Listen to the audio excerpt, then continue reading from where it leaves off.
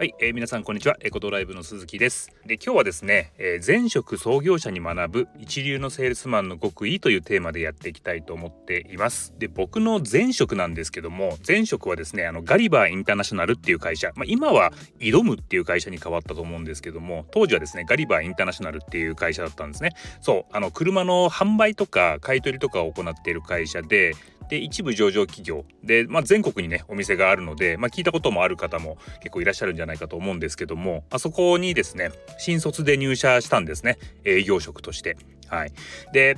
たまたまその年に人の降格とか結構多くの人が辞めたりとかっていうのもあって、ちょっと店長不足に陥って、でたまたまですね僕本当ラッキーパンチが続いてしまって、営業成績が良くてですね店長に抜擢されたんですね、その入社後1年で。そうなんですよ。でそこでいきなりお店を任されることになったわけなんですけども、でその自分がなんで営業成績が良かったのかとか全くわからない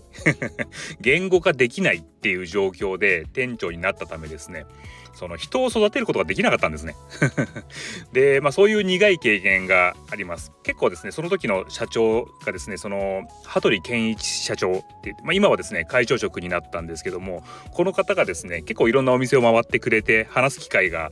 あったんですね。今はねそんなことはないでしょう。結構なお年なので今はそんなことないと思うんですけども、で彼、羽鳥健一社長はですねもうすごい人です。ほんと一言で言うと、めちゃめちゃパワフルだし、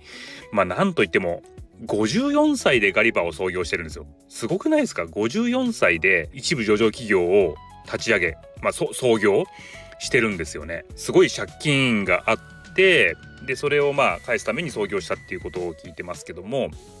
すごい方です本当に。で私自身もですね結構可愛がってもらえたし、すごく影響を受けました、人生において。本当に今の自分の元となったような感じの人で、お世話になった方なんですけども、その方からですねいろんなことを学びましたと。でそのいろんなことを学んだ中でセールスに関してですね学ぶことがあったので、結構それがですねずっと自分の頭の中にはあって、ここまで来てますと。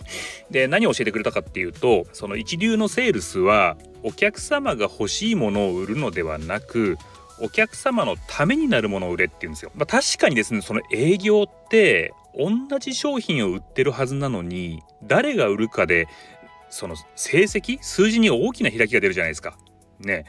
でもしねこれがお客さんが欲しいものだけ売ってたら成績に開きが出るはずないですもんね。やっぱり人によってかなりその開きが出ると、それがなんでなのかっていうところですよね。で、中古車の場合はですね本当に特にそうで、お客様のですねその希望通りの車ってまずないんですよ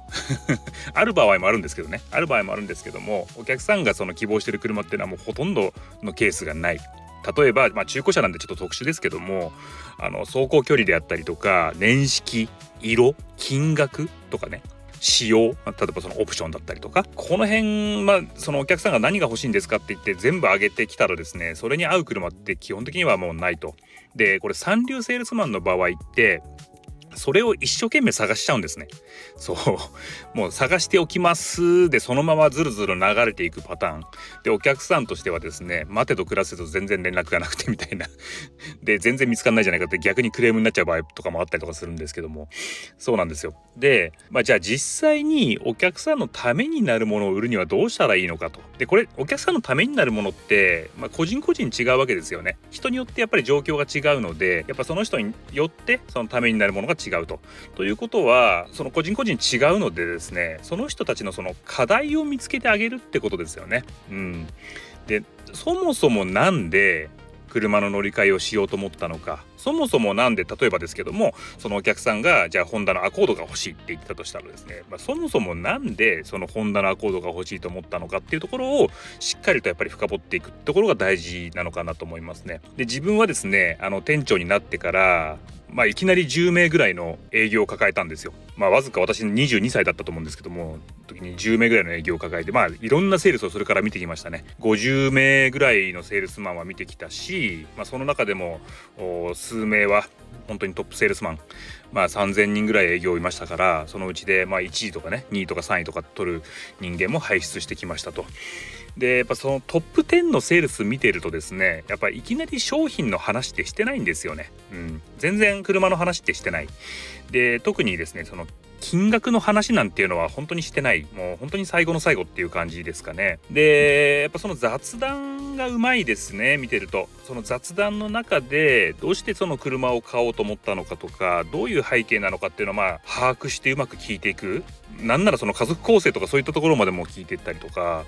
それをうまくそのね雑談の中で取り入れていくじゃないと、いきなりもう質問ばっかりしちゃうと本当尋問みたいでちょっと怖いですよね。そういったセールスマンってたまにいるんですけど、だからそういった尋問にならないようにうまくその雑談を混ぜながら楽しい話しながら聞いて把握していくっていうことですかね。それをやってるような感じがします。やっぱその商品の販売よりもその課題の解決をやっぱりそのトップセールスマンっていうのは前提に考えてるなと。なんかお客さんとしては車を買うための相談に来てるんだけど、人生相談に近いような感じかもしれないですね、車の販売って。そう多分家の販売とかそういうのに近いかもしれないです。やっぱりね高額商品なのでそんなにパンパンと買ってもらえるようなものではないので、人生相談のような形になっていくことがよくありますね。でやっぱその三流のセールスってそのお客さんの欲しいものを